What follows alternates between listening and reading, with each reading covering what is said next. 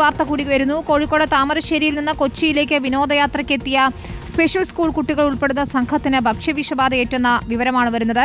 Marine ഡ്രൈവിൽ നിന്ന് ഭക്ഷണം കഴിച്ചവർക്കാണ് ശാരീരിക അസ്വസ്ഥത ഉണ്ടായത്. കുട്ടികളും രക്ഷിതാക്കളും അധ്യാപകരും അടക്കം 100ഓളം പേർ ചികിത്സയിലാണ്. അലി അക്ബർ ഷാ ചേരുന്നു. അലി, ഇവരുടെ ആരോഗ്യനില എങ്ങനെയുണ്ട്? എന്ത് ഭക്ഷണത്തിൽ നിന്നാണ് ഭക്ഷ്യവിഷബാധ ഏറ്റിരിക്കുന്നത്? വിനീത, കോഴിക്കോട് താമരശ്ശേരിയിൽ നിന്നും കൊച്ചിയിലേക്ക് വിനോദയാത്ര എത്തിയ സംഘത്തിനാണ് ഇത്തരത്തിൽ ഭക്ഷ്യവിഷബാധ ഏറ്റിരിക്കുന്നത്. കാരുണ്യതീരം സ്പെഷ്യൽ സ്കൂളിലെ വിദ്യാർത്ഥികളും അവരുടെ രക്ഷിതാക്കളും അധ്യാപകരും ഉൾപ്പെടെ ഏകദേശം 100ഓളം പേരാണ് ഇപ്പോൾ കളമശ്ശേരി മെഡിക്കൽ കോളേജിൽ ഈ ഭക്ഷ്യവിഷബാധയായി അഡ്മിറ്റ് ആയിരിക്കുന്നത്. ഇപ്പോൾ അവരുടെ അധ്യാപകരും എല്ലാവരും തന്നെ ഇവിടെ ക്യാമ്പ് ചെയ്തിരിക്കുകയാണ്. രക്ഷിതാക്കൾ ഉൾപ്പെടെ ഈ സ്ഥലത്തുണ്ട്. മറൈൻ ഡ്രൈവിൽ നിന്നും ഭക്ഷണം കഴിച്ച സമയത്താണ് ഇവർക്ക് ഇത്തരത്തിലൊരു ഭക്ഷ്യവിഷബാധ ഉണ്ടായതെന്നാണ് പറയുന്നത്. ഇപ്പോൾ സ്കൂൾ അതോറിറ്റി ഉൾപ്പെടെ ഇവിടെയുണ്ട്. എന്ത് ഭക്ഷണം കഴിച്ചപ്പോഴാണ് ഇത്തരത്തിലുണ്ടായതെന്ന് വ്യക്തമാണോ? ഞങ്ങൾ താമരശ്ശേരി കട്ടിപ്പാറ പഞ്ചായത്തിലെ കാരുണ്യതീര സ്പെഷ്യൽ സ്കൂളിലെ കുട്ടികളും അധ്യാപകരും രക്ഷിതാക്കളാണ്. ഇന്ന് രാവിലെ 4 മണിക്ക് ഞങ്ങൾ പൂനൂരിൽ നിന്ന് പുറപ്പെട്ട് 12:45 ഇവിടെ വന്ന് ഞങ്ങൾക്ക് ബോട്ട് യാത്ര, അതുപോലെ മെട്രോ, അതുപോലെ ലുലു മാളിലായിരുന്നു ഞങ്ങളെ ഇതിലുണ്ടായിരുന്നത്.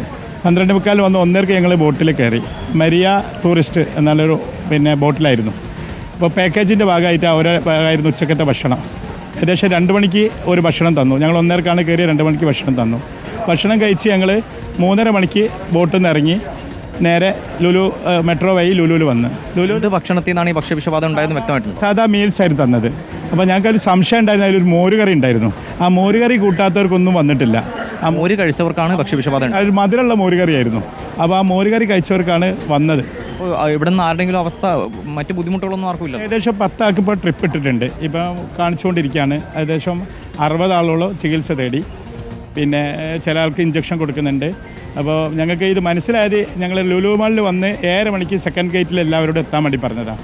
അപ്പോൾ പ്രിൻസിപ്പാളെ ഇടയ്ക്ക് വിളിച്ച് പറയുന്നുണ്ട്, ഇങ്ങനെ കുറച്ച് കുട്ടികൾക്ക് ഇങ്ങനെ വയറിന് ഇത് ഉണ്ടായിക്കൊണ്ട് ബാത്റൂമിൽ പോകുന്നുണ്ട്. നമ്മൾ അത്രത്തോളം, കാരണം സ്വാഭാവികമായിട്ട് ഈ ഡിസേബിൾഡ് കുട്ടിയൊക്കെ അങ്ങനെ നേരം ഒരു 3:30 ആയാലും അവർക്ക് ഉണ്ടാകുന്നൊരു ചെറിയ ഇതുണ്ടാകുന്നുണ്ട്. അതാണെന്ന് കരുതി പിന്നാണ് രക്ഷിതാക്കളൊക്കെ പോകേണ്ടതെന്ന് മനസ്സിലായത്. 7:30 മണിക്ക് ഞങ്ങൾ 7 മണിയാകുമ്പോൾ ഞങ്ങൾ സെക്കൻഡ് ഗേറ്റിൽ എത്തിയപ്പോഴാണ് ഇതിൻ്റെ രൂക്ഷ ഇത് മനസ്സിലായത്. കാരണം ആരെങ്കിലും തലയിറങ്ങി വീഴുക അങ്ങനെ എന്തെങ്കിലും വിഷയങ്ങളുണ്ടോ? തലയിറങ്ങിയല്ല, പിന്നെ കുറച്ച് കഴിഞ്ഞ് ഞങ്ങൾ ഹോസ്പിറ്റലിലേക്ക് ഒരു 5-6 ആൾ ഛർദ്ദിച്ചു. പിന്നെ നല്ലോണം ക്ഷീണം ഉണ്ടായിരുന്നു. പിന്നെ ഇവിടെ നല്ല രീതിയിൽ തന്നെ നോക്കി അവിടെ ഒരു ഹോട്ടലിൽ നിന്ന് ഞങ്ങൾ ആ ഹോട്ടലിൽ നിന്നുകൊണ്ട് ഇവർക്ക് ബാത്റൂമിൽ ഇടയ്ക്കിടയ്ക്ക് പോകും.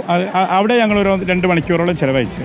വിനീത, ഇതാണിപ്പോൾ സാഹചര്യം. ഏകദേശം 100ഓളം പേർ, 50ഓളം വിദ്യാർത്ഥികൾ, അവരുടെ രക്ഷിതാക്കൾ, അതുപോലെ അധ്യാപകർ ഉൾപ്പെടെ 100ഓളം പേരാണ് ഇപ്പോൾ കളമശ്ശേരി മെഡിക്കൽ കോളേജിൽ അഡ്മിറ്റ് ആയിരിക്കുന്നത്. ഇതിൽ 10 വിദ്യാർത്ഥികൾ ഇപ്പോൾ ട്രിപ്പ് ഇട്ടിരിക്കുകയാണ്. ആരുടെയും നില ഗുരുതരമല്ല എന്നാണ് മനസ്സിലാക്കുന്നത്. ബോട്ട് പാക്കേജിന്റെ ഭാഗമായി കിട്ടിയ ഭക്ഷണത്തിൽ നിന്നാണ് ഇത്തരത്തിൽ ഭക്ഷ്യവിഷബാധ ഏറ്റതെന്നും മനസ്സിലാക്കുന്നു. വിനീത.